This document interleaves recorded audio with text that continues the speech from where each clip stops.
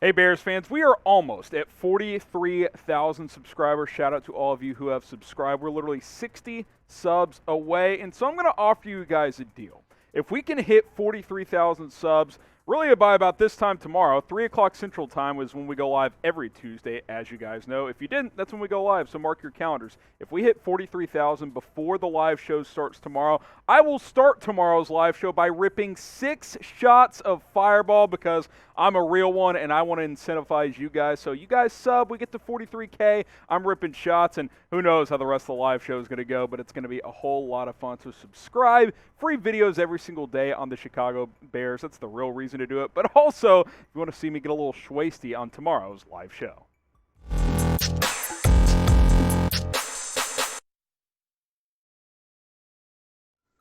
You're watching Bears Now by Chat Sports. I am your host, potentially drunk host tomorrow, Harrison Graham. Appreciate you guys for clicking on this video. Wanted to take a look at 10 free agent wide receivers that the Bears could sign this offseason. And obviously, wide receiver is going to be a big need because I do not expect Allen Robinson to return. I think there's a pretty good chance that A-Rob is gone. In fact, very good chance. Set to enter free agency after playing under the franchise tag a year ago. Not expected to return. I suppose things could change, but I don't think that's very likely. And obviously, that means the Bears will need to address the wide receiver position this offseason. You've got Darnell Mooney, but that's kind of all you've got in terms of proven players at the position. So if anything, you probably need a couple of players to sign and or draft over the next couple of months. I mean, you look at the depth chart here. You've got Mooney, and that's great. A-Rob, gone. Goodwin and Bird, free agents. Excuse me. Maybe you bring one of them back to compete for a wide receiver 3 or 4 type of job. But either way, they're not, huge solutions. Daz Newsome's on the roster, and December Webster, Isaiah Coulter on futures deals. Okay, I mean, maybe one of those guys does something for you, but pretty unlikely. We'll see if they bring Jakeem Grant back. The point being, it's very obvious that this team needs to bolster this position, and it needs to help Justin Fields as well. Now, real quick, before we get to those 10 wide receiver targets for the Bears to take a look at in free agency, should the Bears re-sign Allen Robinson? Type Y for yes, type in for no. Get your votes in, and then we'll take a look at 10 players the Bears could sign in free agency.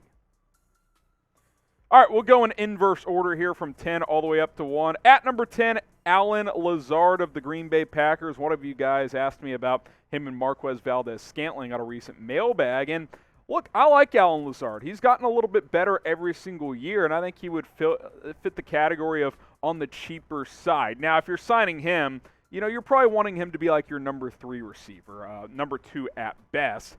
So if you get him, I think you'd likely pair that up with someone else, either high in the draft or another free agent as well. But he's improved every year. And the thing about Lazard is one of the best blocking receivers in the NFL, and that's valuable for the Bears, who are going to run the football. Luke Getsy wants to do that. So, and he knows Getsy as well with their time in Green Bay together. Next up at number 9, Cedric Wilson with the Dallas Cowboys. A name maybe you've heard about, maybe you haven't. Look, he's kind of come out of nowhere the last year and a half as a good speed option for the Dallas Cowboys. Plays in the slot primarily, has good speed, runs good routes, gets open frequently. He was able to take advantage of guys like Michael Gallup getting banged up the last couple of years, and he showed his worth. Had a really nice year in 2020, and like Lazard, you could probably get him on that, kind of that third tier in terms of money, maybe $5-6 million per year. So again, not going to solve all your problems, but if Lazard or Wilson is your number 3 receiver and you go get a number 2 and or a number 1 to pair with Darnell Mooney, that's not too bad whatsoever. Now, from a positional standpoint, what do you think is the bigger priority? I think Darnell Mooney will primarily play outside, so you need another outside receiver and a slot. Type S for slot, type O for outside receiver. Let me know, which position do you think is a bigger priority? Next up is JuJu Smith-Schuster, who has had kind of a funky go throughout his career because he's really flashed major potential at times, but he's faced some injuries as well. You kind of look at how his career has shaked out over the last 5 years. This year only played in 5 games, had major injury, had a shoulder injury that cost him to miss most of the season. But, 2020 in 16 games had 9 touchdowns. 2019 had a down year, missed some time. 2018, he was terrific. Best year of his career by far. One of the best receivers in the NFL with 1,400 yards and 7 touchdowns. Had 7 touchdowns back in 2017 as well. So he's been productive at times, but not as much lately. I think with him, it would come down to money. Like, would I rather give JuJu $8 or $9 million or Allen Lazard $5 million? Probably Lazard $5 million, even though JuJu's probably a little bit better. So that's kind of my thought on that. At number 7, a guy that Ryan Poles, the Bears' new GM, will know very well, is Byron Pringle with the Kansas City Chiefs, who kind of emerged as their number 3 receiver this year. I think he could do the same in Chicago, as he had 5 touchdowns a year ago, 568 yards. Something he provides as well is one of the better kick returners in the NFL. So he could play those duties. Also, say if Khalil Herbert's your RB2 and you don't want him to get roughed up on kickoff duties, you could put Byron Pringle in that spot. So I definitely think that he could be a guy to keep an eye on when it comes to Byron Pringle. Now, I do think that Ryan Poles is a guy that wouldn't. He knows Pringle well, and you could pitch him on maybe giving him a bigger role in Chicago compared to Kansas City, because he was like their number 3 receiver last year, but that's basically number 4 when they have Travis Kelce. You could sell him on a bigger role in Chicago and probably more money than the Chiefs could offer as well. So I think he's a sneaky option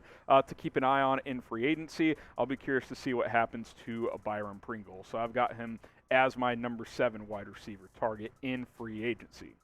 At number 6 is Mike Williams with the LA Chargers. I like Mike Williams, but I kind of feel like someone's going to overpay for him, and he doesn't really fit the mold of what Eberflus and Poles talked about, and that's speed and explosiveness. He's a big physical receiver that relies on his body to catch the ball, and that's kind of like Allen Robinson to me, and that didn't really work that well with Justin Fields. Not saying I wouldn't take a look, not saying he's not worth signing, but I think someone's going to overpay for him, and I'm not overpaying for Mike Williams. Has some injury concerns in the past. Had a great year this year, but I think that I would rather sign 2 lesser tier guys than just sign Mike Williams, if that makes sense. Now, name a receiver you would overpay for. The Davante Adams of the world, Chris Godwin perhaps.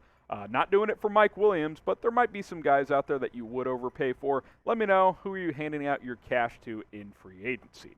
Now, Justin Fields, the whole point of this video is to get him some extra help on the outside. If you want to rep QB1's jersey, you can do it for just $90. Pick one up today at chatsports.com/FieldsJersey. That link is in the comments. It's in the description of this video. Get a Justin Fields jersey today. Top 5 we go. Christian Kirk with the Arizona Cardinals. And again, ordering all this isn't necessarily like ranking them how I view them as players. There's a lot of things that go into it. Money, type of receiver they are, and so forth. Kirk's got good speed, which the Bears are going to value. Coming off the best year of his career, we had just under 1,000 yards and 5 touchdowns. I like Christian Kirk. He can play some slot. He can play some outside. He's a versatile player, which I like as well. I like the speed. I like the versatility. I like that he played better last year. Now, I think he's a guy, if you've got him and Mooney, you don't really have a true number 1, but maybe you get a third guy in there and you've got like 3 number 2s, which, I'd like to have an alpha dog at number 1, but, maybe 3 number 2s is better than a true number 1, but no number 2 or number 3. So that could be the approach of volume, quantity, instead of just one really good receiver. Good news is Darnell Mooney's a good player, and the Bears already have him. Next up, DJ Chark with the Jacksonville Jaguars. And again, all these guys are free agents to be this year. Chark really fits the mold of what the Bears are talking about when they talk about speed and explosiveness. Big body that can also run. Ran a sub 4.4 at the Combine when he came out. He's explosive now. Injury issues in the past, but he's put up pretty good numbers in his career with Jacksonville, and they've had a litany of issues. So I think he would be a name to monitor, and maybe you get him on a slight discount considering his injuries this year. Top 3 here, Michael Gallup, a name we've talked about before at the Dallas Cowboys, another guy who was banged up, coming off an ACL tear, but reports have suggested he should be ready by week 1. I think this is the textbook perfect number 2 NFL wide receiver. not the fastest guy, but has good enough speed, runs really good routes.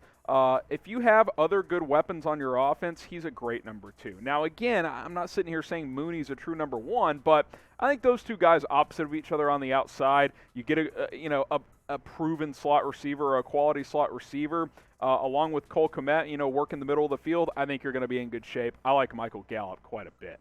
Now pick one. I think these three guys are kind of in similar tiers here. Type CK for Christian Kirk. Type DC for DJ Chark. Type MG for Michael Gallup. If you had to pick one of these guys, who would you pick for the Bears to sign? At number 2, we get to big fish hunting here. Chris Godwin with the Tampa Bay Buccaneers. Listen, he's Mr. Consistency, right? His numbers went down a bit in 2020, but he also missed 4 games. Otherwise, he would have had another 1,000-yard season. Great year in 2019, another good year this year in 2021. Like Gallup coming off the ACL tear, but I think he's the perfect fit for Justin Fields. He's an elite slot receiver that's consistently open. He's fast. He runs good routes. He could be a vertical threat, which we know the Bears want to employ more of that into their passing attack. I think Christian Kirk's a great fit. He's a guy that I would, be interested in. I wonder how much he's going to cost. Like, are you going to have to pay him over $20 million a year? Maybe, and if you do, maybe he's out of the Bears' price range. But he's a guy I would take a real serious look at. And then Davante Adams at number 1. Until the pipe dream is 0%, I'm going to include him here. Now, I didn't include Odell Beckham, ACL tear in the Super Bowl, and I just think he's going to re-sign either with the Rams or go to a team that's ready to for sure win right away. But he's obviously a name to monitor as well. Didn't include him, though. But as far as Adams goes, look, he knows Getsy. He loves Getsy. He knows this division. If Aaron Rodgers announces that he wants to leave the Green Bay Packers, then at least this possibility is greater than 0%. Now, it's a long shot. I don't know if I'd pay him $28, $30 million, which is probably what he's going to want on the open market, but he's clearly the best receiver available. So, if there's even a chance, you're not doing your due diligence as a general manager if you don't at least sit him down and pursue this. Now, the Packers might just franchise tag Adams, and he doesn't hit free agency, and none of it matters. But until that happens, he's at least a name to keep an eye on. All right, so name a receiver the Bears should sign in NFL free agency. Just went through 10. I mentioned Odell Beckham as a guy to monitor with the injury recovery as well, but I just don't think that one's super realistic. Let me know what you guys think down in the comments, and also subscribe to the channel. We'll be live tomorrow. Remember, 60 subscribers away from 43,000. If we hit it before the live show tomorrow, I will take 6 shots to start off tomorrow's live show. So subscribe, share that link below at the front, be like, hey, my favorite YouTuber's gonna rip 6 shots if we get 60 more subscribers. Let's get the keep the movement going, and hey, Bears Now is growing. Let's keep it going that way. I love this community here with you guys and at Chat Sports. So join us, subscribe, more videos to come, including our live show tomorrow.